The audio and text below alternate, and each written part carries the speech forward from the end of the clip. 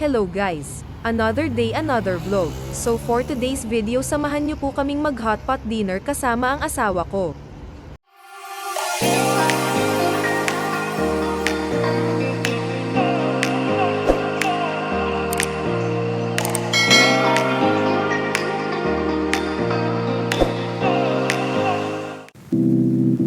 Get ready with me mga Zai as I'm doing my skincare routine. Di talaga pwedeng mawala ang ice every after ligo.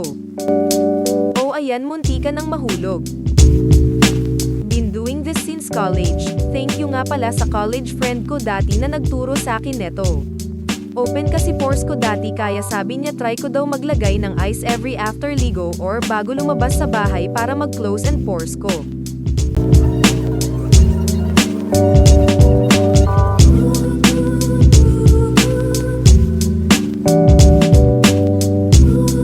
Suklay-suklay muna habang malamig pa ang mukha ko.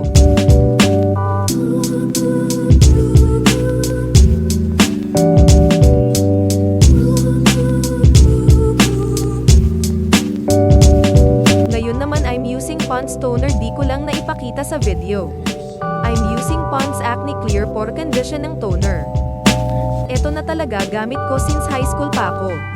Masiyang kasi ako sa Pond's, and natatakot din ako mag-try ng ibang products, since eto na talaga gamit ko dati pa. Eto naman Pond's Serum. Actually matagal ko na tong gustong bilhin sa Watsons dati kaso, medyo pricey nga lang, nasa 400 mahigit ata ang isa. Mahilig ang tita nyo sa Shopee, kakabrowse ko sa Orange app, nakita ko siya sa Pond's store mismo, na naka-bundle of 2 tapos 539 pesos na.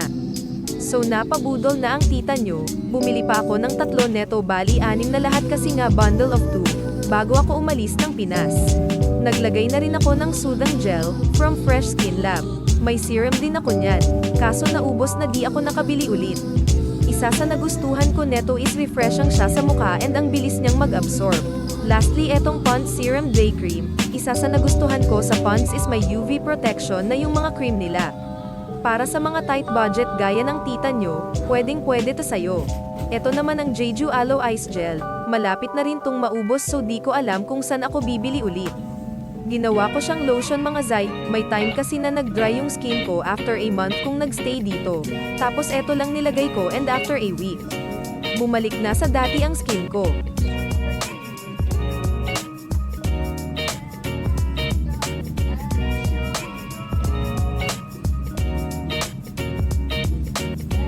Tagal ha.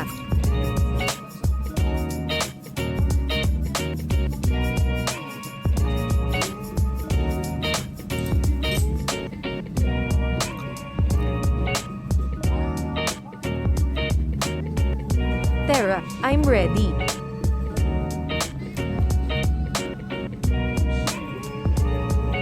Lakad-lakad lang kasi walang pamasahe, joke lang. Malapit lang kasi kami sa lahat mga Zai kaya pwede lang lakarin. Mall, hospital, pharmacy and of course sa Gold Soap. So yung pupuntahan naming hotpot is malapit lang din, kaya pwede lang lakarin. At nung dumating na nga kami, ay nag-order na agad kami. Since 9 PM na rin ta.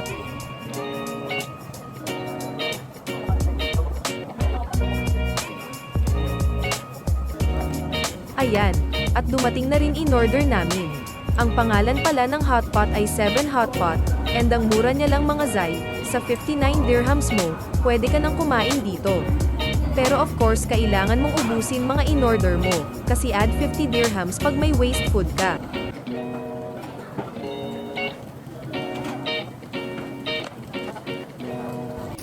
Eto nga pala mga in-order namin guys, di ko nga lang na-videohan lahat.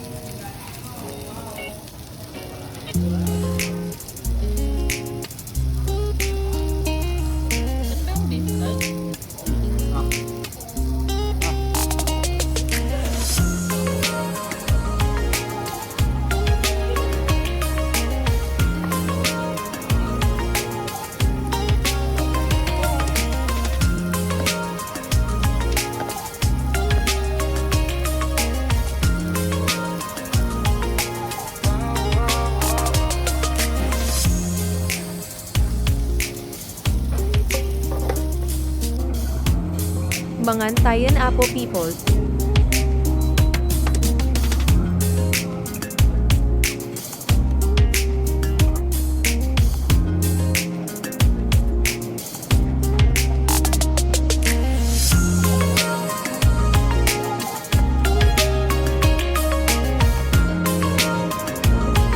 Busog na si Tita Nuzay, bilis ko lang talagang mabusog, di nga lang halata sa katawan. Kaya di ako pwede sa mga eat all you can, and as usual yung asawa ko na naman ang umubos ng pagkain. Busog na rin siya dyan.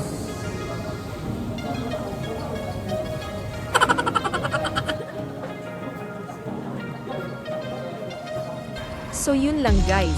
Thanks for watching. Uuwi na rin kami after neto, syempre. Lakad ulit pa uwi, para bumaba ang kinain.